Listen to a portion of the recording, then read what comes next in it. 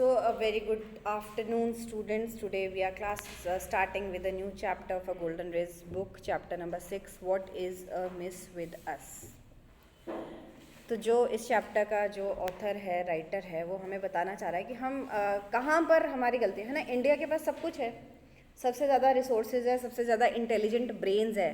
तुम अगर देखोगे वर्ल्ड वाइड, अगर तुम सर्च करोगे तो जितने भी बहुत सारे इन्वेंशंस हुए हैं, जो भी बहुत बड़े बड़े लोग हैं, वो कहीं ना कहीं इंडिया से ज़रूर जुड़े होंगे, है ना। फॉर एग्जांपल कल्पना चावला है, कुछ भी उनका जो मतलब कहीं ना कहीं वो इंडिया से ज़रूर जुड़े होते हैं। तो इंडियंस के पास इतना ब्रेन है, इंटेलेक्चुअल्स है, इतने रिसोर्सेज है, इतना लैंड है, इतनी तरह तरह की विविध जो है फिजिकल फीचर्स है। उसके बाद में भी जो इंडिया है वो आज तक एक डेवलपिंग कंट्री ही क्यों बन के चल रहा है? आज तक भी वो जो डेवलप्ड कंट्री है वो क्यों नहीं बना, है ना। और ऐसा नहीं है कि इंडिया के अंदर इन्वेंशंस नहीं होते, इंडिया के लोग पढ़ते नहीं है, इंडिया में किसी चीज़ का सब कुछ होता है इंडिया के अंदर। लेकिन हम क्या कर रहे हैं, हम जो छोटी छोटी चीज़ें हो रही हैं ना, हम उनको कहीं ना कहीं नज़रअंदाज कर रहे हैं। तो इस चैप्टर के अंदर हम डिस्कस करेंगे कि हम because we are neglecting the petty things, तो जिसकी वजह से जो आज इंडिया आज भी एक डेवलपिंग कंट्री है वो डेवलप्ड नहीं बन पाया है। So we start with the chapter. I'll be asking questions as soon as the chapter gets over. So please all of you listen to it very attentively. Yes. And as you all know that this video is going to be uploaded on YouTube. So if suppose you will be disturbing me in the class, and of course on YouTube this will go for years and years. So matlab even your children will come to know that you were disturbing the teacher in class whenever the video is being watched by the future generations. So, okay, starting now, all of you please listen to it very attentively. Indian intellect.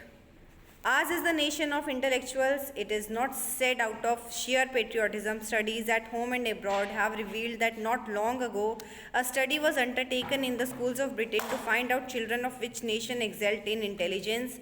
It was discovered that Indians were superior to the natives of other countries. If that is the truth, why we are lagging behind than other superpower?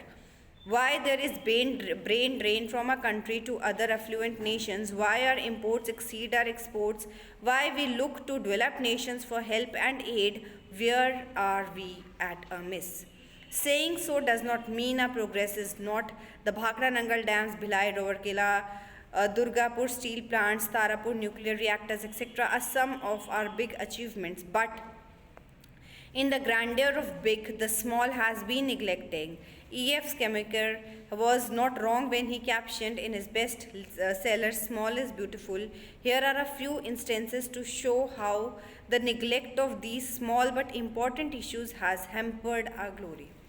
तो ये कह रहे हैं कि आज is a nation of intellectuals. Intellectuals कौन होते हैं? जो बहुत ज़्यादा इंटेलिजेंट पीपल होते हैं. और वो कह रहे हैं कि मैं सिर्फ इसलिए नहीं कह रहा क्योंकि मैं एक इंडियन हूँ या मेरे अंदर जो मेरी भारतीयता है, जो पेट्रियाटिज़म है, देशभक्ति की भावना से प्रेरित होकर मैं ये बात कह रहा हूँ कि सबसे ज़्यादा इंटेलिजेंट लोग इंडिया के अंदर हो रहे हैं. नहीं, एक शोध किया गया था ब्रिटेन के अंदर ये पाने के लिए, जानने के लिए कि किस कंट्री के लोग जो हैं वो ज़्यादा इंटेलिजेंट होते हैं.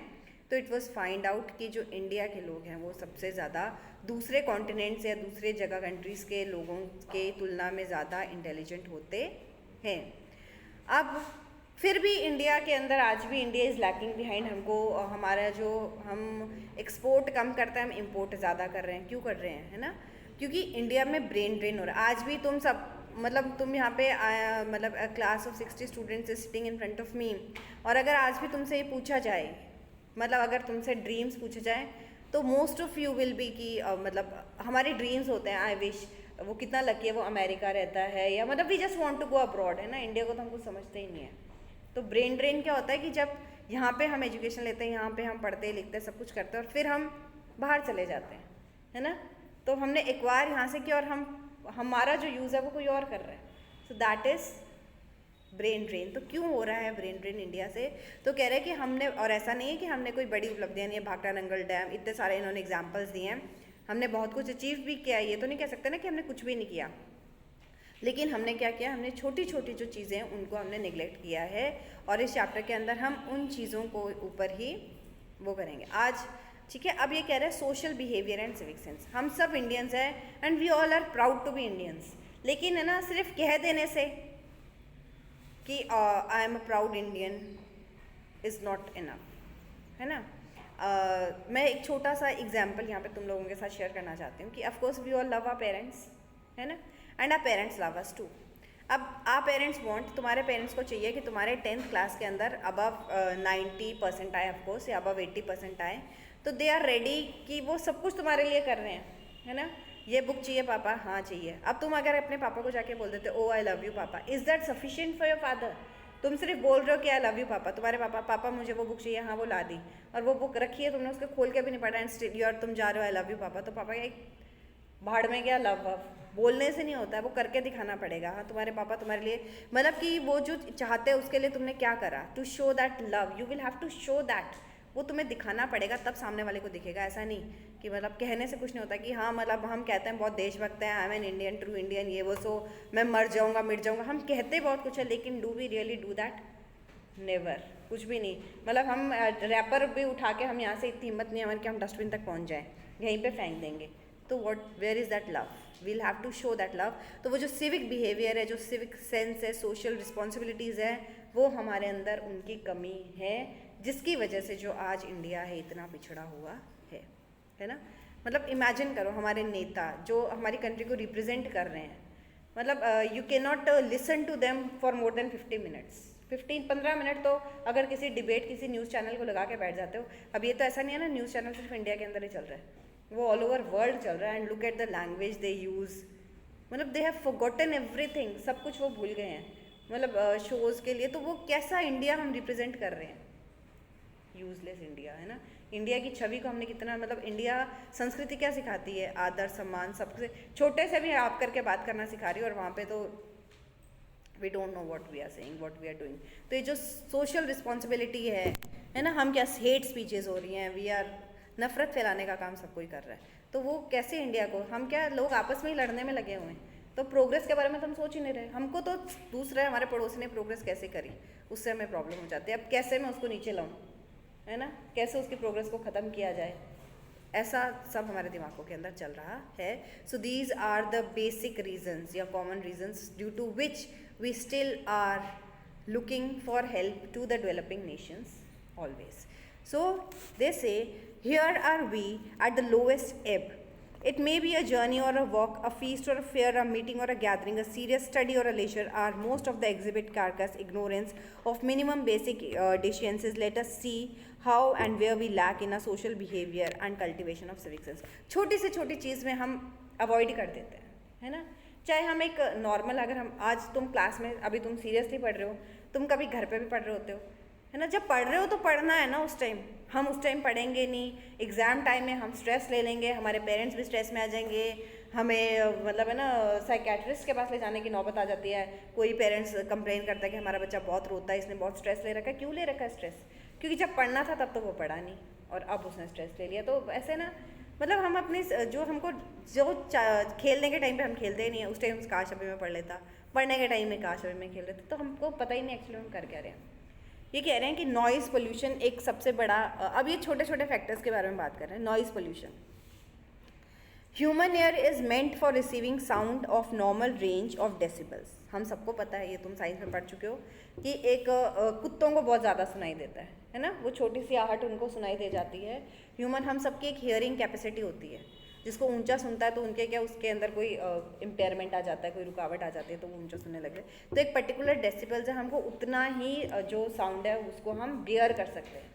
अगर ज़्यादा साउंड होएगा तो हमें क्या लगेगा, वो चिल्लाना हमें समझ में नहीं आएगा। अगर उस पर्टिकुलर रेंज से ज़्यादा आवाज़ होगी तो हमको वो बात बिल्कुल भी समझ में नहीं आएगी। Sound beyond that measure would not only be jarring but also damaging our hearing sense organs. और उससे ज़्यादा अगर आवाज़ होगी तो ऑफकोर्स वो हमारे को समझ तो आएगा ही नहीं आएगा, प्लस जो हमारे सुनने की क्षमता है उसको भी वो कहीं ना कहीं डिस्ट्रॉय कर देगी। How many of us take care of this? It may be TV program or a radio broadcast, playing a tape recorder or many other instrument, even a gossip or a chit chat in a company, all are heard at a very high pitch. We may be used to it, but what about those living around us? Our neighbors, maybe a serious student or a sick person, or a peace loving being? Have you ever thought of him? How much agony do we cause to him or her? The neighbor, being a person of cool temperament, does not quarrel with us and suffers in silence. The poor fellow shuts the windows and doors and puts cotton in the ears to reduce the impact of high pitched noises. We shall learn the simple civic sense. When shall we learn? It may be marriage ceremony or any other function. The ritual or a prayer is generally a fashion of hiring a loudspeaker to be used in the loudest besides engaging a band and other means of producing sound. The pitch is kept so high that sensitive beings get shocks. Even the stones or bricks of the building shake, and the impression is gathered that the building may collapse one day because of this. The vehicles, especially the trucks, make living unbearable. Even the drivers blow the horn, not only loudly but also incessantly, that too often without any reason. The noise pollution caused because of lack of civic sense and careless social behavior mars the sensibilities of other people at large and affects our efficiency. ठीक है, अब हम अगर हम TV देख रहे हैं, हम गाने सुन रहे हैं, हम आपस में बैठ के बात भी कर रहे हैं, हम कुछ भी कर रहे हैं, हमको क्या लाउड नॉइज़, हम बातें कर रहे हैं, हम भूल जाते हैं हमारे आसपास भी कोई है ना. हमने टीवी चला रखा है बहुत. हमारे घर के अंदर फंक्शन होता है, शादी ब्याह तो बस फिर तो पूरे मोहल्ले को पता चलना चाहिए. सामने वाले घर में कोई बीमार भी हो सकता है, कोई स्टूडेंट भी हो सकता है ना. वो आउट ऑफ रिस्पेक्ट, वो एक अच्छा आदमी है जो लड़ाई झगड़े में नहीं पड़ना चाहता है, इसलिए उसने हमें आके नहीं कहा, तो इसका मतलब हम उसका ड्यू एडवांटेज लेते हैं. ट्रक ड्राइवर्स ट्रक्स मतलब बार बार हॉर्न बजाते रहते हैं, और ये बहुत सारी चीज़ें हैं ना. मतलब जब हम हमारे घर में हो रहा है तो हमको सब अच्छा लगता है, जब दूसरे वाले घर में होता है तब हमको याद आता है इसमें अक्ल नहीं है, देखो इसने कितनी तेज़ आवाज़ कर रखी है, XYZ, वो सब हम करते रहते हैं. लेकिन ये जो छोटी छोटी सिविक सेंसेस है, अब क्या है, जो पढ़ने वाला स्टूडेंट है वो कितना ज़्यादा उससे फ्रस्ट्रेट हुआ, वो नहीं पढ़ पाया, तो धीरे धीरे कहीं ना कहीं जो है हम सोशल रिस्पॉन्सिबिलिटी नहीं है, इससे जो हमारी एफिशिएंसी है काम करने की वो ख़त्म हो जा रही है ना. अब जब हम सामने वाले के बारे में नहीं सोचेंगे तो सामने वाला हमारे बारे में नहीं सोचेगा. हमारी प्रेयर्स होती हैं, हमारे घर के अंदर कोई भी रिलीजियस सेरेमनीज़ होती हैं, तब हम लाउड स्पीकर ज़रूर मंगा लेते हैं. अरे तो प्रेयर तो हमको किसको सुनाना है, पड़ोसियों को थोड़ी सुनाना है ना. एक interaction between God and humans होना चाहिए ना. नहीं, हमको तो मतलब शो ऑफ ज़्यादा है कि कितनी ज़्यादा आवाज़, तो वो जो है वो कहीं ना कहीं हमारी जो एफिशिएंसी है उसको बहुत ज़्यादा इफ़ेक्ट कर रहा है, due to which we are still start no way. ठीक है. Then come to travel by public transport. ये ऑफकोर्स एक बहुत बड़ी प्रॉब्लम है.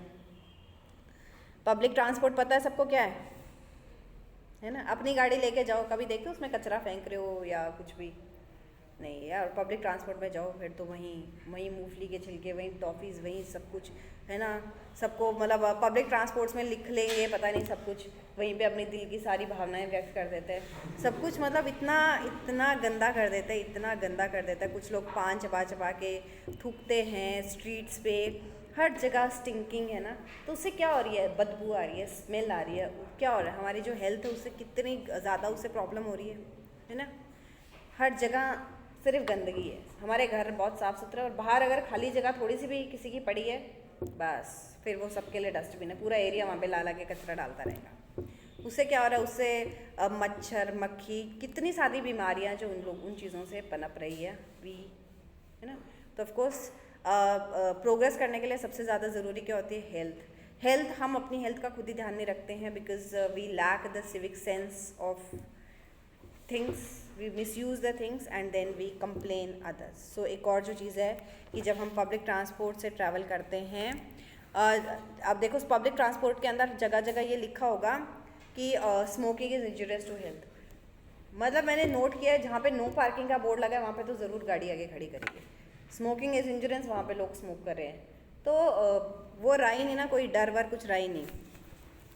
अब जो स्मोकर है वो ऑफकोर्स अपनी हेल्थ के साथ तो वो खेल ही रहा है, प्लस वो अपने आसपास अब किसी के कोई स्मोकिंग करता है घर पे, उसके छोटे बच्चे भी होंगे, तो उनकी हेल्थ को वो कितना इफेक्ट कर रहा है, ये चीज़ वो नहीं समझते हैं.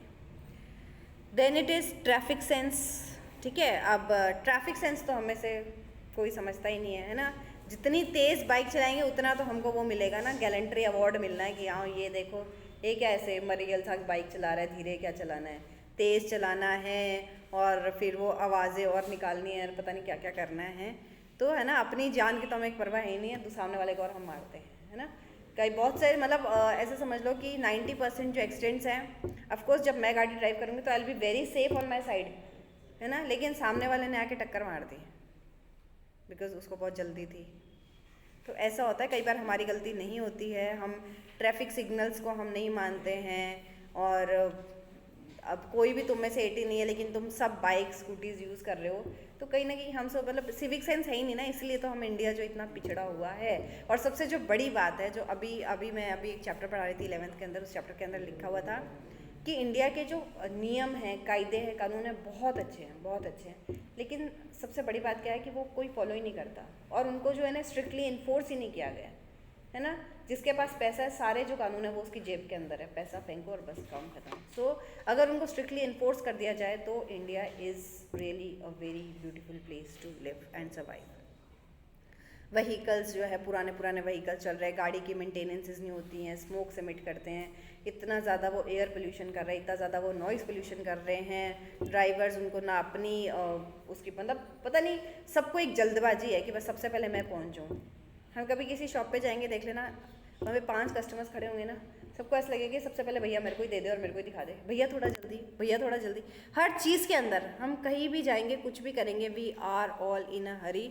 और यही होता है जब हम बाइक्स पे, स्कूटर्स पे, स्कूटीज़ पे या उसमें होता है, तो हम भी वॉन्ट, मतलब पता नहीं 1 घंटा जल्दी पहुँच के हम ऐसा कौन सा तीर मार लेंगे जो हम 1 घंटा बाद जाके नहीं कर सकते हैं, ड्यू टू विच जो है ना, we are playing with the lives of innocent people which should actually not be done. फिर एक है इंक्रोचमेंट, ठीक है। इंक्रोचमेंट क्या होता है?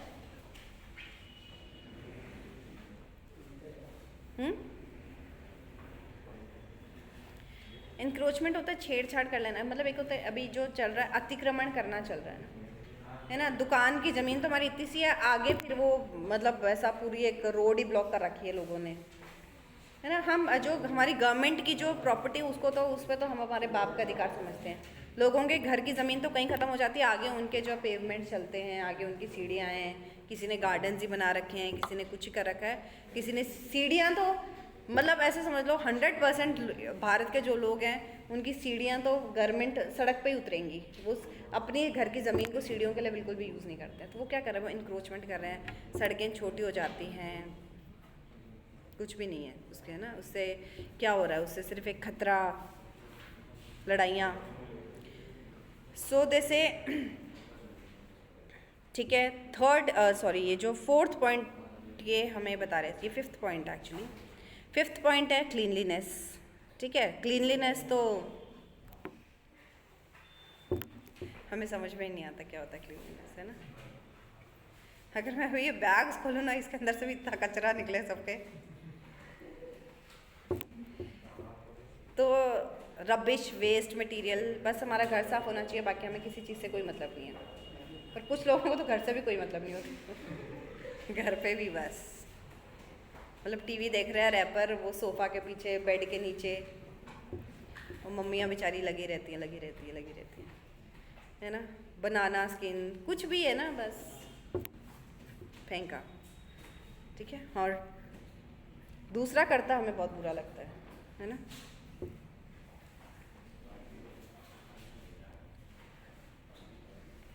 मतलब ये कह रहे हैं कि कई बार जो होते हैं इंडिया से बहुत इंडिया तो फिर भी बहुत अच्छे लेवल पे है, इंडिया से भी बहुत जो अंडर डेवलप्ड कंट्रीज़ हैं उनमें भी इंडिया से ज़्यादा साफ़ सफाई के मैटर में वो भी बहुत आगे।